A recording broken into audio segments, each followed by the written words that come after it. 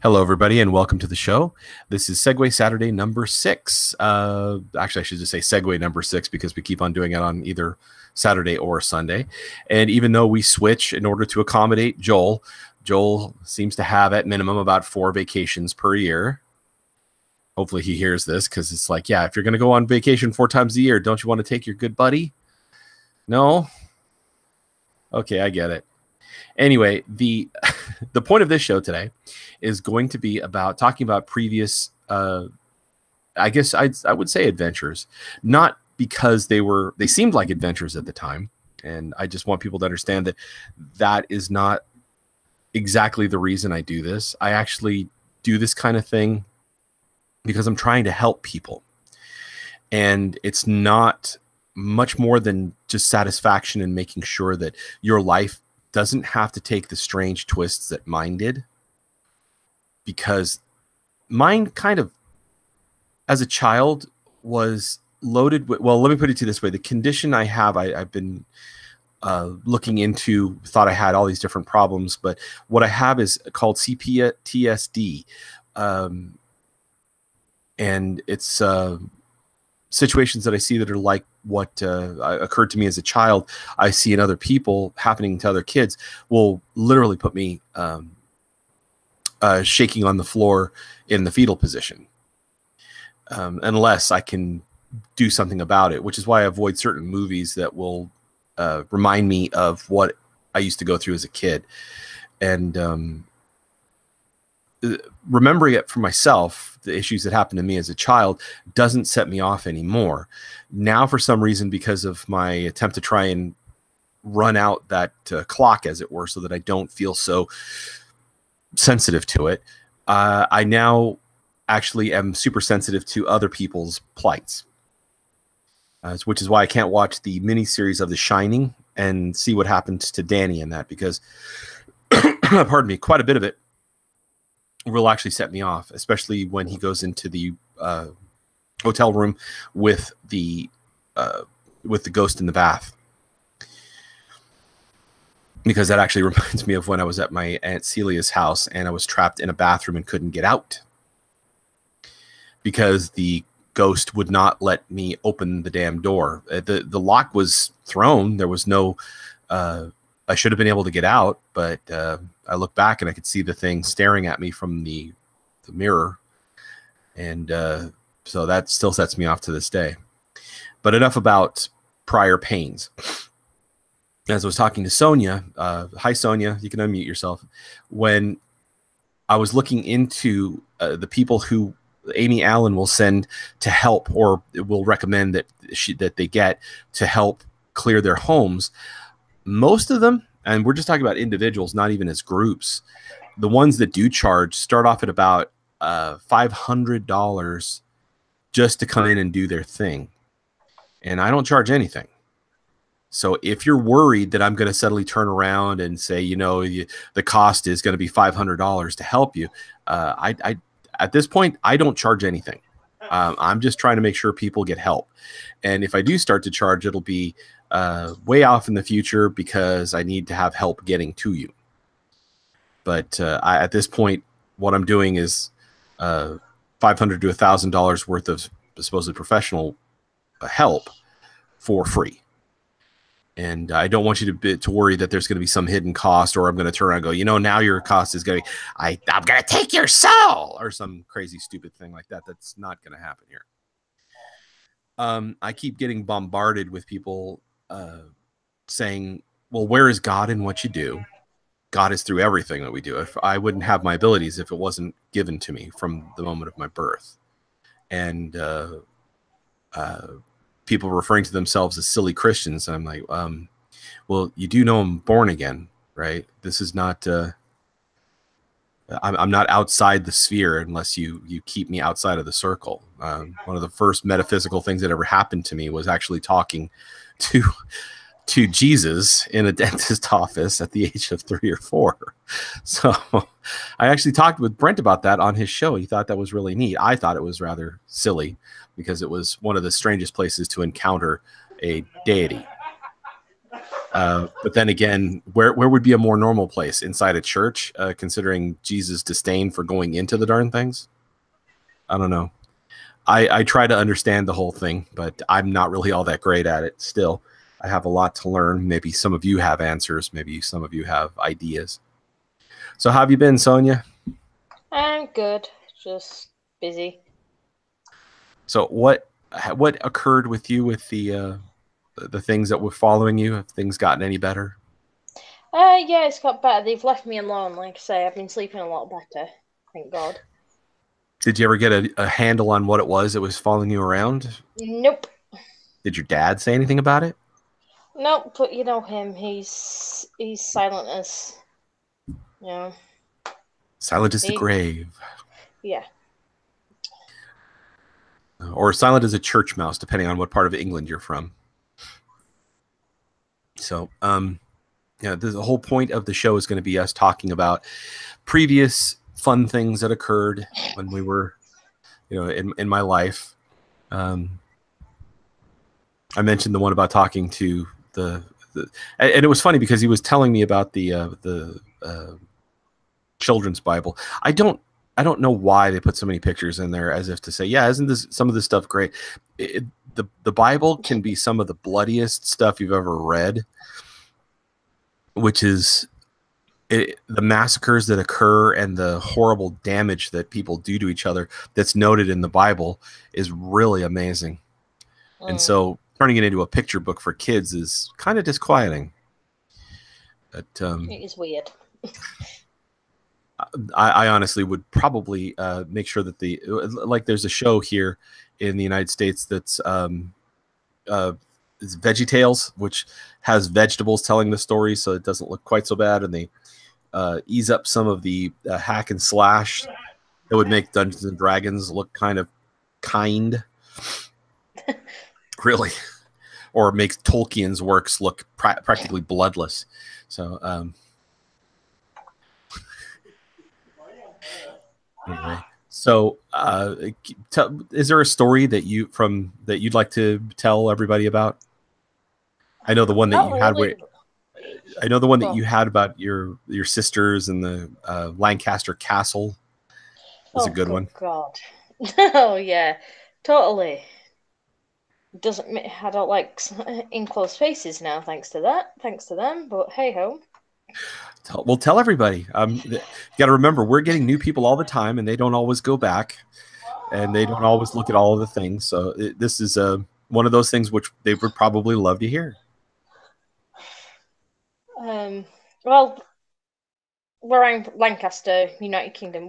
There's Lancaster and there's a castle, and we had what we call Pendle Witch Trials. It was 2 families plus a few others who were added on later because reasons. And my sisters decided to take me, and they wanted to go around. Just drag the sister along, even though she doesn't want to. So, and then we got there, and we saw, like, there was parts of it you couldn't go, you can go now, because that was actually an active prison. But we went into the old cells, and they decided to go, oh, this is where they kept Demdikes and Chattocks, the 2 main families from the Pendle Witch Trials.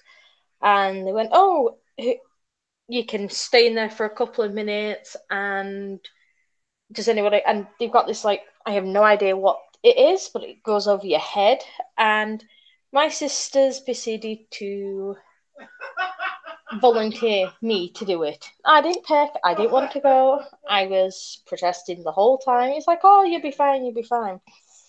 So I sat in there, they put it on, sat me down. I can't see jack shit at this point because I had to take my glasses off, so that was fun. And while I was sat there while they were walking around, I could hear like an old woman laughing. It's hard to explain. It's like mad laughter, like something. It's really hard to explain. Yes, we're all mad here. Insane cackling of a mind that's broken. would probably, Yeah. yeah. See, this is the benefit of having gotten an Associate of Arts in English. If you want prose, just let me know. I can supply you with a good few pieces.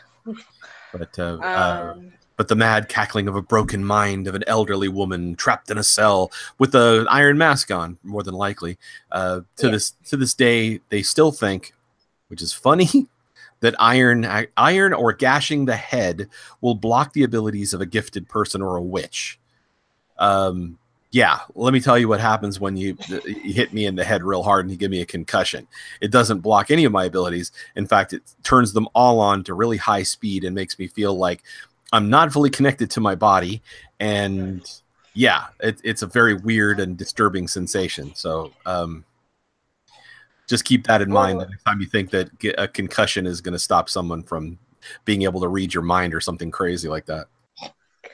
Well, well, the two head of the family, they were old for their age, if you know what I mean. So I wouldn't be surprised if they were suffering with like Alzheimer's or Parkinson's, because I know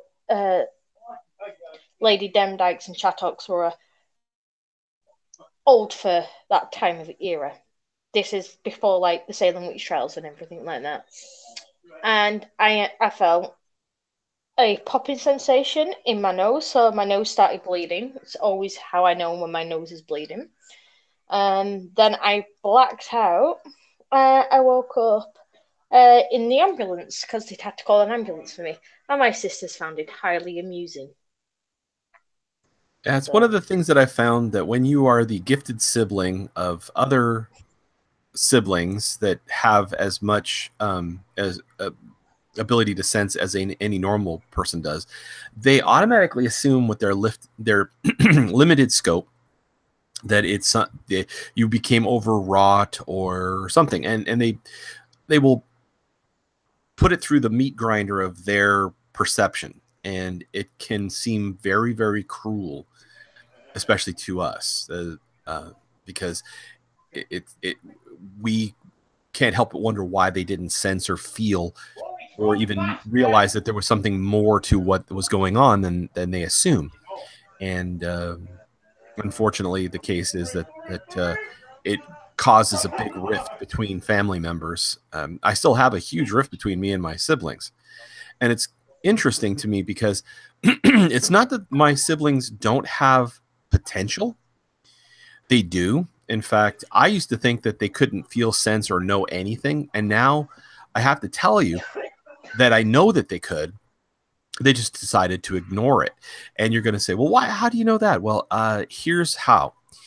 In Tehachapi, on the in the property that my father wanted to, well, my aunt had purchased it, but my father was going to dig for a well. So he got a water witch to come up.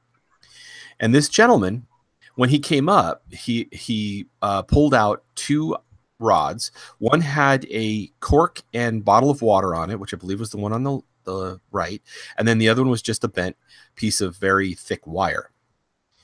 And he starts walking around and is tracing out the path, and found where the spot was that he should drill. And he says to the my mother, saying, well, how do you do that? That shouldn't, people can't do that. My mother couldn't do it.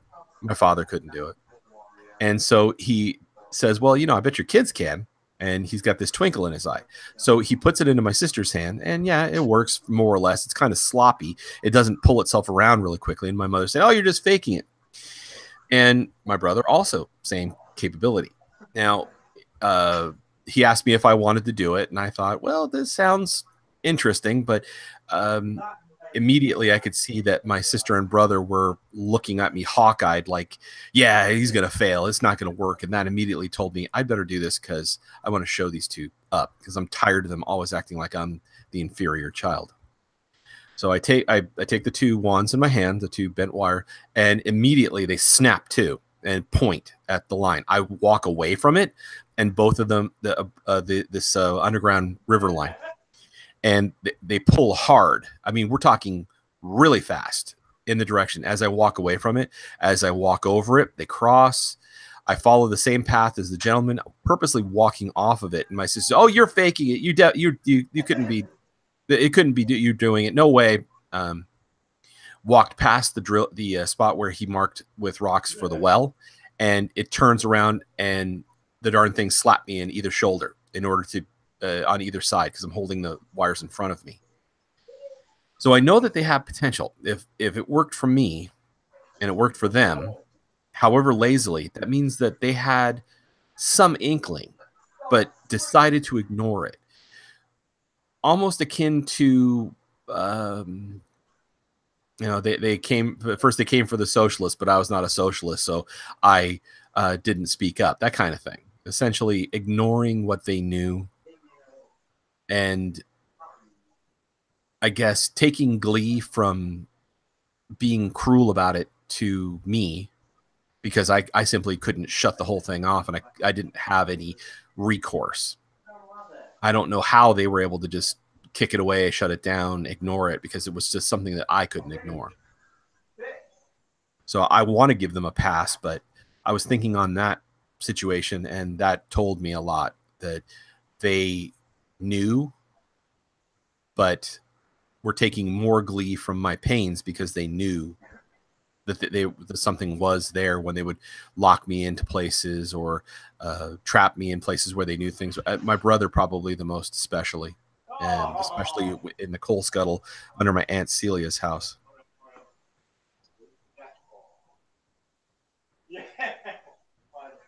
So you're gonna say something, Sonia? I keep hearing you inhale. Sorry, I was I get my tea quite quickly, so I'm kind of gassy and my stomach's a bit upset. Um, Okay. So, got any other stories? um, I'm trying to think. Like I say, I lived a very sheltered life thanks to my dad. Well, Uh, yeah, but you also went on that vacation. Remember that holiday at the oh cottage? yeah, in the Lake District, and then Okay. yeah. Pause for a second. This is what I have to explain to people is we have so many different events that happen and so many interesting things that occur, but we dismiss them. You could hear Sonia's just like, oh yeah, I suddenly remember because Sean reminded me. Why? Because a lot of these metaphysical events may seem incredible or special or outrageous or noteworthy or notable, or you put the adjective you like onto it. But for us, it was Tuesday. And that's not making light of it. It's just that there are so many things that are normal for us that are abnormal for others that we have to throw into that lens to remind ourselves, oh, yeah, that wouldn't happen to the average person, but it happened to me and it's that kind of thing. So this is being reminding each other that these things they happen and these things have occurred to try and separate them from the normal parts of our lives it takes active participation. You literally have to keep reminding yourself, oh yeah, that was not normal. Oh yeah, it wasn't just Tuesday for the normal person. And so with that, Sonia, go ahead and tell them about your time at the cottage.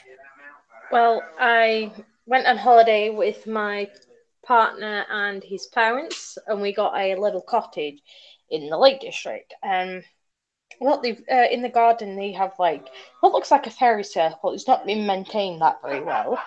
And it came to, I think it was the last or the second to last day. We both went to bed, closed the curtains. I was just setting up some to listen to some music to go to sleep because I just can't go to sleep just listening to dead silence.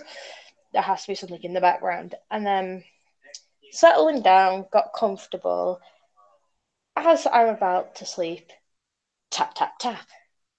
Like, what the fuck? Pardon my language, but that was actually going through my mind. And then it's like, looked out the window. There was a searchlight that was on, but nothing was there. So I was like, okay, fine. Just probably me hearing things. Get comfortable, sat there for a couple of minutes. As I'm about to doze off, tap, tap, tap. It's like, I thought it was like one of the bushes catching me the half bench. He thought he could hear something, but yeah, he could sleep on a clothes hanging. He could sleep on a washing line, that man. And it just constantly happened for about 2 to 3 hours. This constant tapping as I'm about to go to sleep. It's Rolled over, tried to ignore it, opened the curtains a couple of more times, and nothing there. So I was like, fine, sod it, I'm just going to try and get to sleep and ignore it. But yeah, for like 2 hours it was tap, tap, tap as I was about to fall asleep. That was the annoying part.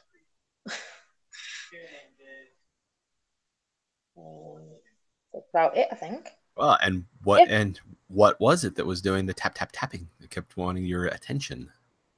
probably fair folk from the ferry circle. Exactly. And all they wanted you to do was come out and join them for a bit, which is it's a toss up between, is it a good idea? Is it a bad idea? It's a good idea because it can be interesting. Bad idea if you don't know to stay away from the fairy circle because, yeah, you can look those up. Those are interesting reads. I don't want to ruin the surprise ending that happens if you decide to go into the fairy ring. Oh, come on, I've got time. Hi, Eve. Yeah, we're doing good. I don't know how long the disconnect is for the timing. I try to keep it down so that it's only like about 60 seconds difference or less, 30 seconds. But we're doing great. If you wanted to join the show, you feel free. All you got to do is just let me know you want to be on it. Tell us about your story because I know you have interesting ones. I don't know if you've gotten more since I last heard from you, but I'm hoping that things are going well for you. And that's Eve of Horror. She has a channel I'm subscribed to where she used to do a lot more reading. Now she shows some of the crafting she does for dolls that she makes, which are really quite nice. I believe she sells them in Nevada. So if you ever are in town, make sure to frequent her. I think you have a stall where you sell them and buy one of these handmade wonders for yourself. They're stitched together with love. So in any case, I do have another one. okay, fire away. I've just remembered it. We just moved up to the house I was living in at current. I was about 6. I had a high fever and I must have almost rolled out of bed. So I was like half hanging off, like my head, my arms, just top half.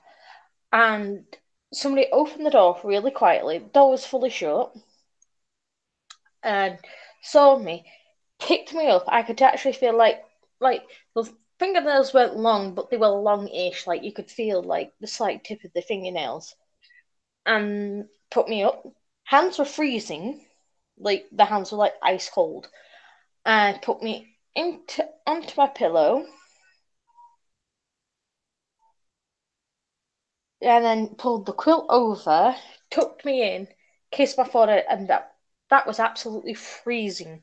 Like someone had been sucking on ice cubes and the lips were ice cold, or they'd been stood out while it was snowing with no proper cover. They were that ice cold, and then proceeded to shut the door. Oh well, go out the door, but not shut it completely. Like leave a little gap. So I sat there for a while. I was like, well, that wasn't my mum because my mum has her nails cut back fair back. So I decided to go downstairs. But because I heard her go downstairs, there was no one there. I went into mum's room. She was fast asleep. And to this day, I still don't know who could have done it. Like I say, But you saw that was another nobody. interesting. I saw nobody, no. Yeah, so. Well, I had my eyes closed, but I could feel like the hands and the thing. And I could always smell like lilies. Mm-hmm. You know. But yeah, never been able to work that one out. Well, one of the more interesting events that happened to me when I went on vacation once. Boy, this was quite a few years ago, and I went to Pennsylvania. I was going to visit some friends, and didn't turn out exactly as planned. The friends decided to ditch me, and they thought it was funny to make me fly out from California and act like they didn't know me, which was one of those things I don't like to dwell on, but in I decided I was going to go and explore some of the places near where I was staying, and one of them is Punxsutawney. Now that name might sound familiar to some of you, and of course for those of you who do know, that's where the groundhog stays for Groundhog Day. Any of you have seen the movie? I hate to disappoint you, but no, That was not Punxsutawney where they shot it. They actually shot it, I believe, in Wisconsin, and they replicated some of the town, including the part of the farm where they keep they keep Punxsutawney Phil, the groundhog. I actually took several pictures of it, lost them because I put them online, and now for some reason can't recover them from the old account I put them on. This is all thanks to Sprint and the crappy phones that they had at the time. And one of the things that was very interesting about the forests up there is that these forests of oak trees used to be much larger oaks that they had clear cut, and then the government about 80 years ago told them they needed to replant, and not keeping in mind that oaks grow very, very, very large. They planted the trees too close together, so they began competing for resources. Now, in about 20 more years, these oak trees are going to die. They're just going to die because they're too close together, and they're competing for resources, going to start knocking each other down. When I was there at the farm where Punxsutawney Phil is kept, this was April, and it was snowing. This was the year that the Pope died, Pope John Paul II. I think it was 2 days after that or 3 days after that. You can look it up. It was snowing heavily, which I thought was very appropriate. I'd brought all my cold weather gear just in case that sort of thing happened. There was flooding throughout the state. I remember them saying, "Oh yeah, you're not going to need any of that stuff." Yeah, I did. I brought my boots. I brought everything. And as I was exploring the forests around the farm, I heard a voice tell me, "Don't go," because I was turning around to leave. And I turned back and I started snapping shots. And this is the reason why I really wish that I still had the pictures, because you could see little figures and outlines of people. And I followed them as fast as I could. It was like, think of the Predator, the way his stealth works, but not quite so ripply. And it was almost like somebody had pulled the world over themselves as a sort of a camouflage and went running. And I followed them as far as I could. And what was funny was when I came out of the forest, I was actually in a town approximately 80 miles north of Punxsutawney. I was shocked stupid.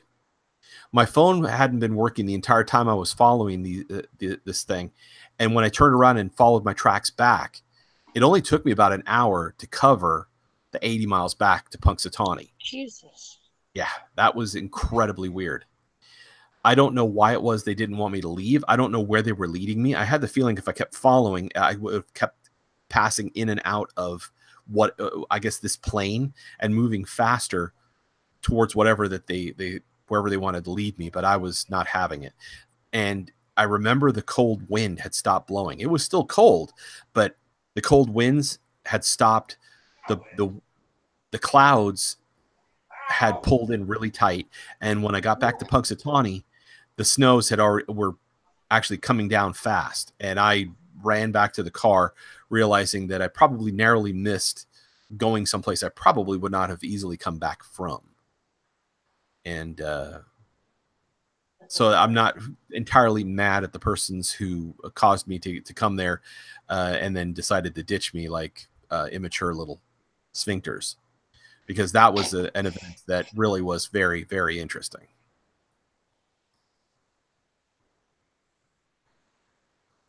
I think Eve's still there. I think she's just listening. I did send her out a link if she wanted to come and join us. She hasn't been on the show in years.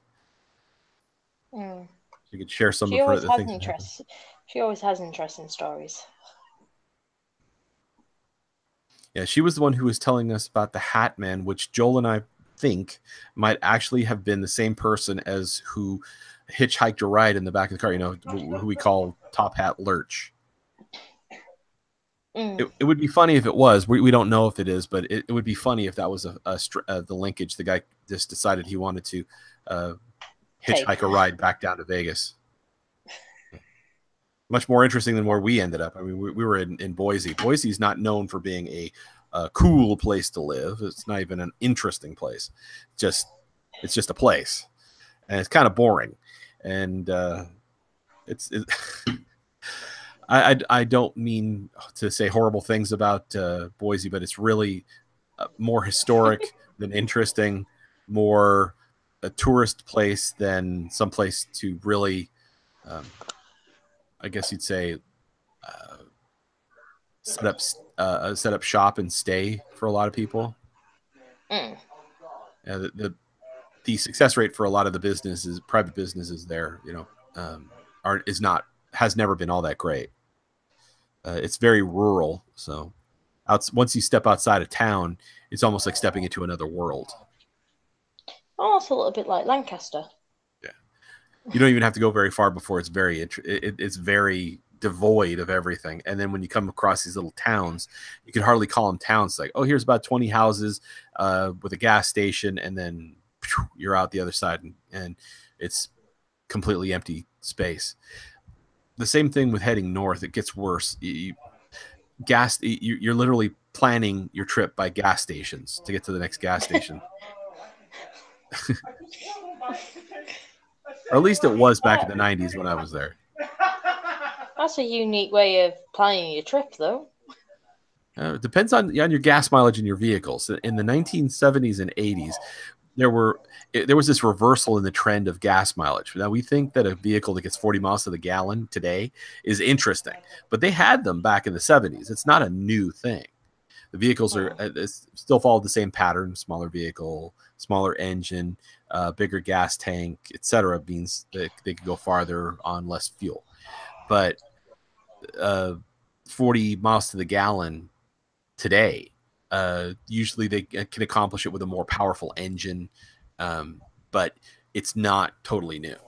So this whole the gas guzzler thing, vehicles where it became the vogue to have a vehicle that could do that, and people didn't much care because, let's face it, when I was a kid, it was about 70 cents a gallon. When I graduated from high school, it was about $1 a gallon, $1.20 a gallon for fuel. So it's only recently that they decided that they wanted to see just how far they could push making money on oil. And people are like, whoa, we're going to need to have vehicles that are going to go longer and between filling them up.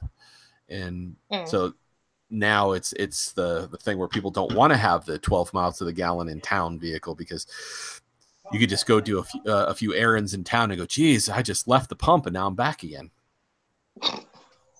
That's true. So you got another story?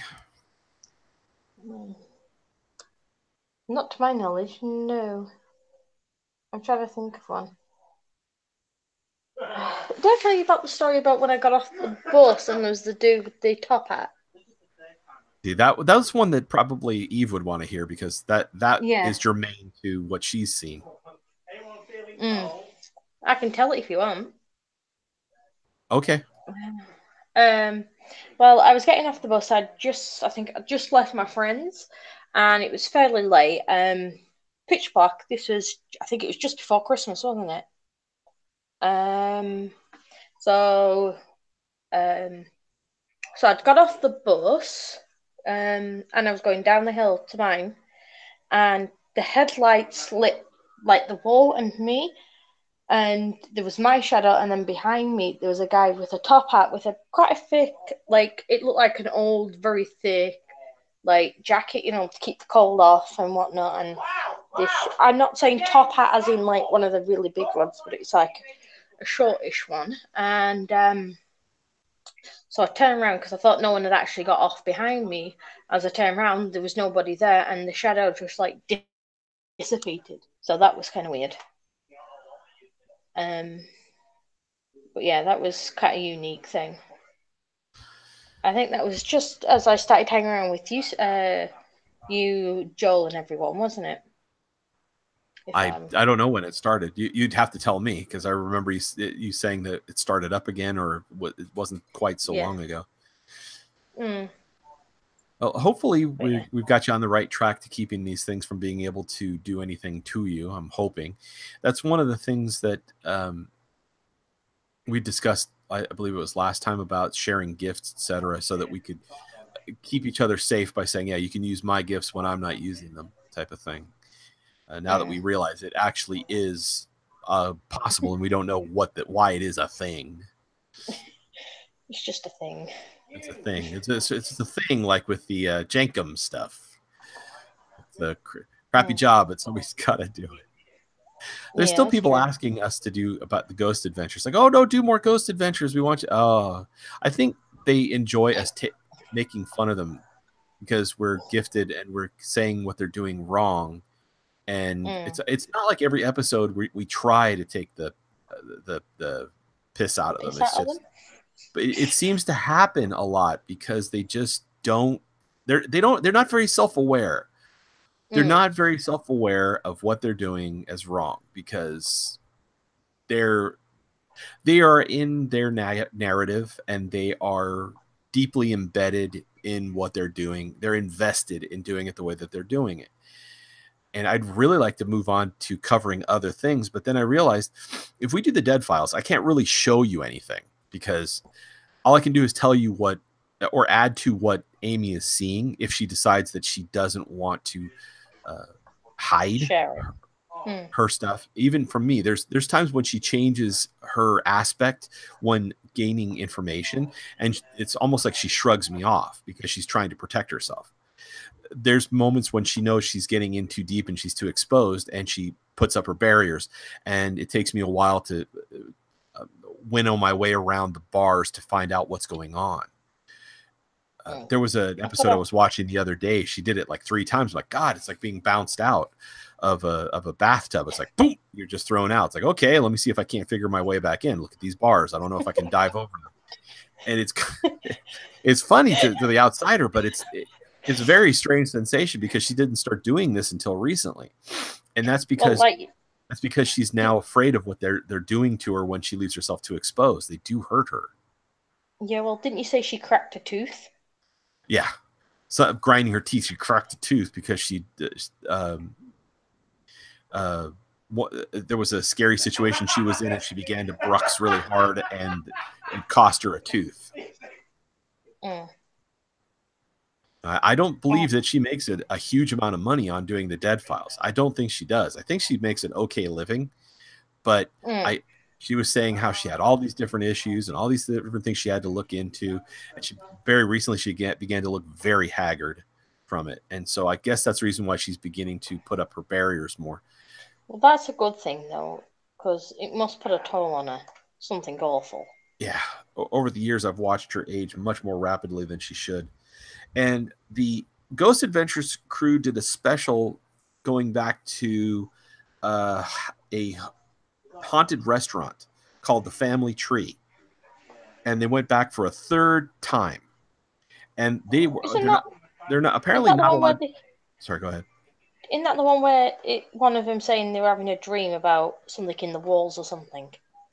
That I don't remember, but I do remember that I do know that it's the hotel. It's owned by a family, not a hotel, a restaurant owned by a family, and Amy gave them very specific instructions. She went and found that there was all these different ghosts and creatures, and the underside of the building used to be used as a fight club, illegal for betting, etc. And she was told what she had to. They told the family what they had to do.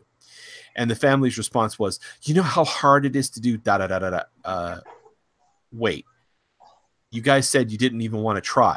You said you weren't going to do it because reasons. So why are you saying this is how hard it would be to get?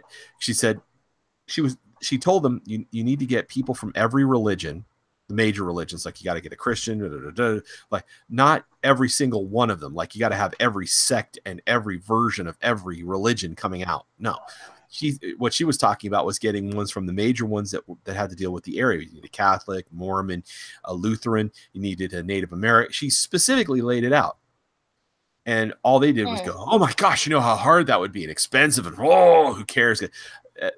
Truthfully speaking, all I got off of it was that they didn't want to get rid of the ghost because it was a major attraction for people. Because people went there and they're hoping to have a brush with the paranormal while sitting down to eat a meal.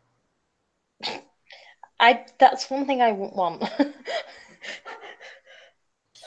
And Zach even asked the lady, says, why didn't you do it? Do you know how hard it would be? considering that it's not an impossible thing. Yeah. What is the point in fucking X? Whoops. Paul's Paul's having trouble with the game, huh? Yep. Yes, he is. Anyway, so difficult is not impossible. Calling difficult impossible is like saying equal and alike are the same thing. That's intellectually bankrupt. You can't do that. And apparently she doesn't care if her family has to deal with these things and it can become deadly. And she was warned that as they get more energy, they will become more dangerous and more deadly. They are already scratching, beating, cutting, punching, throwing people, throwing things, throwing dangerous objects. But instead of trying to move heaven and earth to protect her family, she's going to the matriarch of the family is going to preserve the money making that they do from the restaurant. That's just mental. When money is all that you love, that's all you're going to have. Who does it? This family does it. And he just now Zach used to work with Amy Allen, so the fact that he so is like, oh yeah, this got to be that hard. I guess it's that hard. I'll just tell you, this is hard. Yeah, I totally see your issue. Let's do some more investigating. Wow, Zach, you're all heart. Has he ever considered to actually helping these people to actually get it done? The only time I know of that he was ever a participant in getting stuff done, I mean, really getting stuff done, was the Ogden possession. Remember, I think it was from over a year ago, the Lyons family in Ogden, Utah.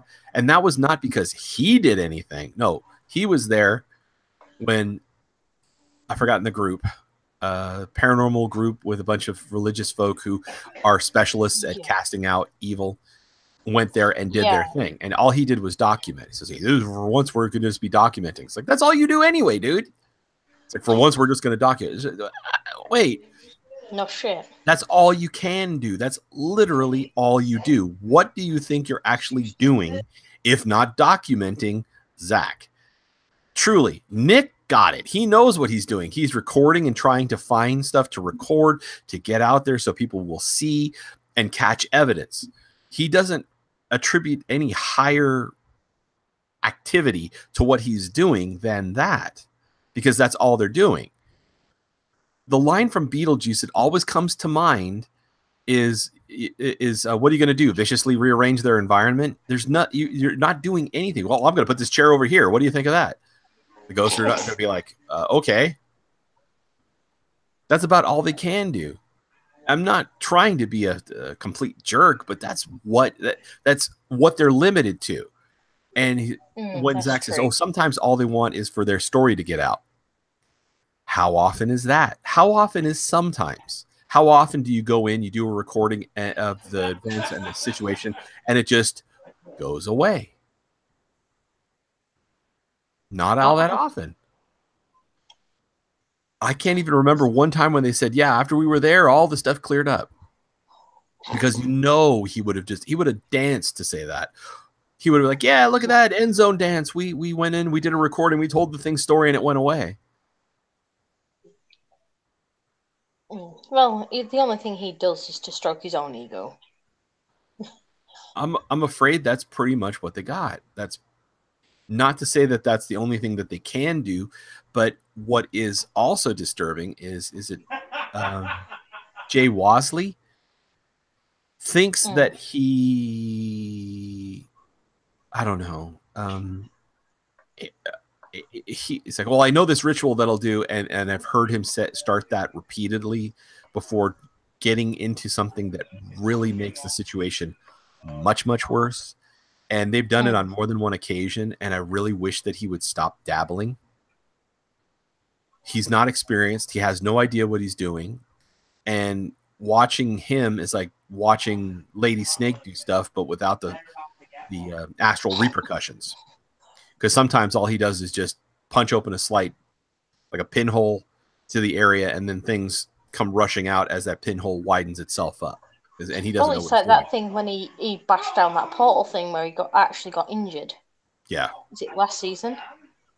Or the season before last. Mm. He's really good at getting himself into a completely different brand of trouble than Aaron. And Aaron is no longer the bait at the end of the hook that gets cast out there on a constant basis. And with the new guy behind the camera, since it's not always Aaron anymore, they don't pick up as much as they used to. It's not as much fun to watch, and it's not as interesting. There's not as many things will appear. Mm. And that's because you don't have Aaron's gifts behind the camera.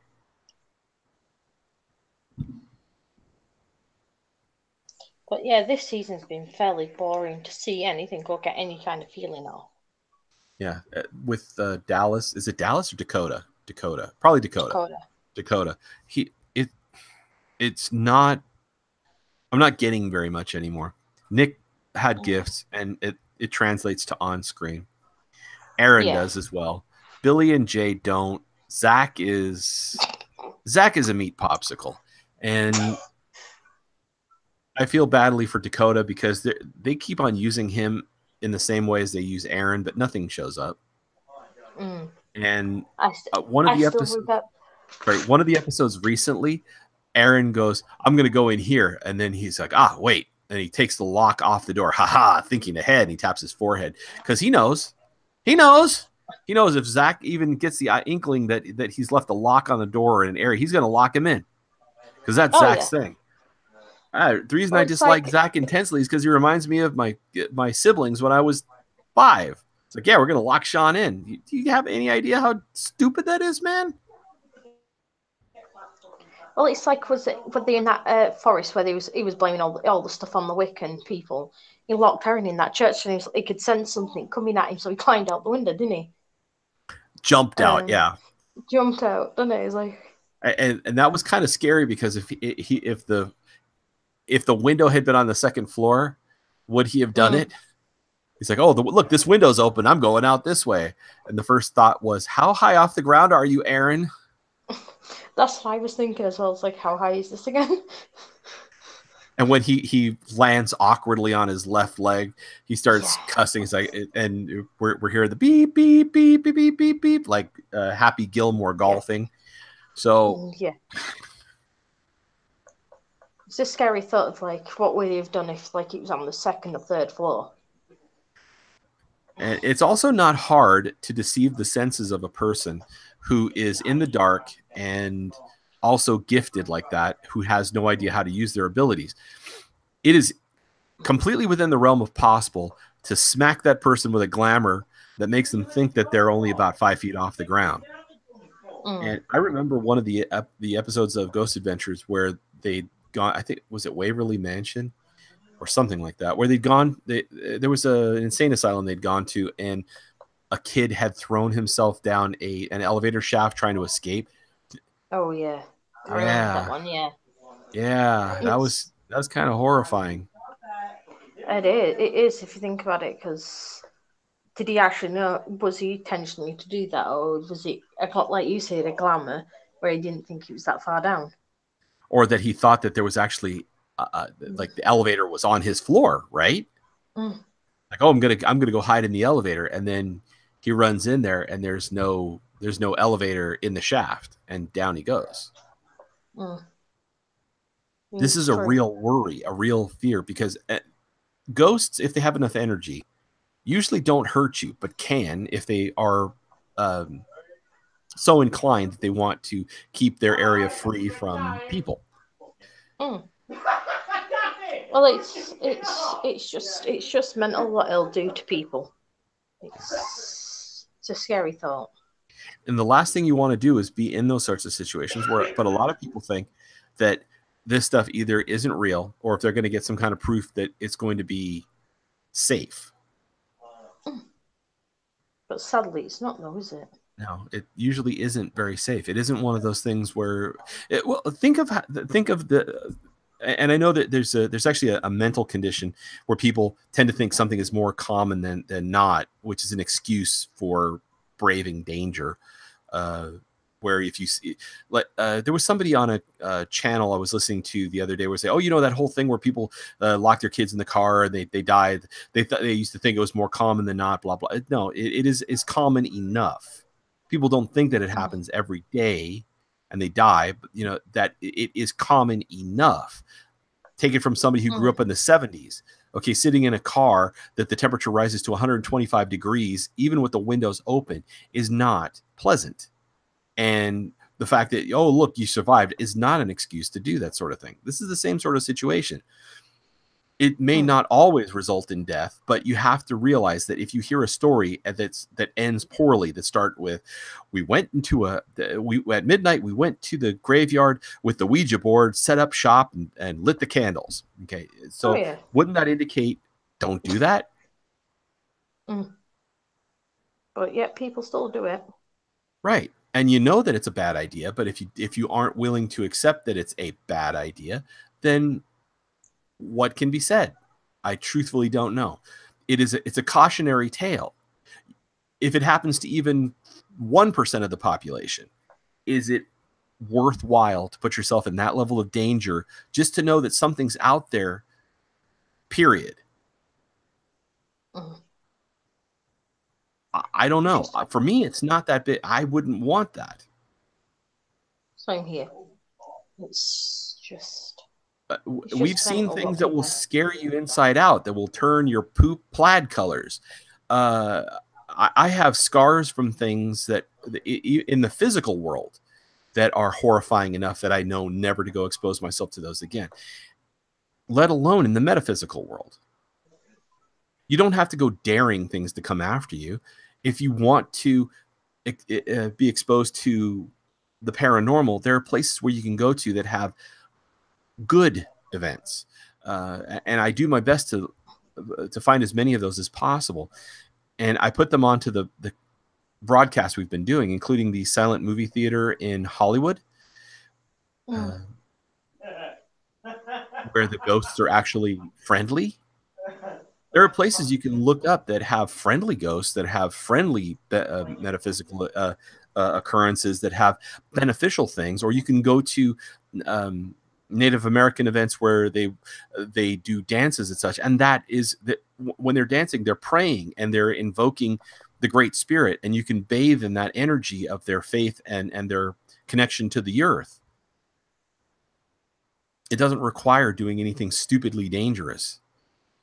If there's a coven, a Wiccan coven that is going to put on open prayer where they do they call the corners and etc., which is absolutely safe, you can go and view that and bathe in that energy and light. There are good things you can do that are not going to put you at risk. There's a lot of positive events out there waiting for you to find them.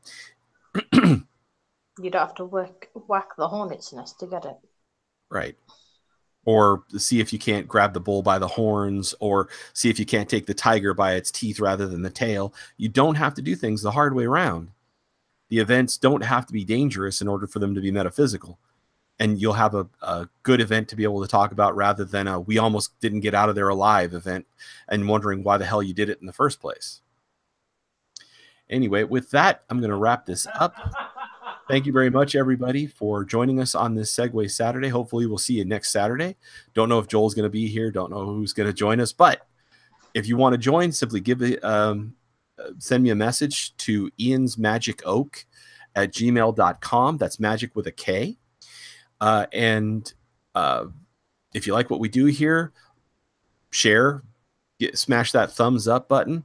If you want to continue to get appraised of when we're doing stuff, just click the subscribe button. I believe you tap the bell icon now so you can get warnings when we're going live. Pardon me a second. Still dealing with allergies. I had to mute myself for a second there. Hard sneeze. Everybody's welcome here. I don't charge for any of my services. So if you have any need for help, if you have a problem, or if you just think you have a problem, please let me know. I don't have to come to your home. I don't even have to bother you. I can either assess the situation or take care of it from afar, or Joel can, or Diane can. We have a lot of people to call on now. Sonia is still learning, but she's going to be just as strong as Joel and I, probably in no time flat.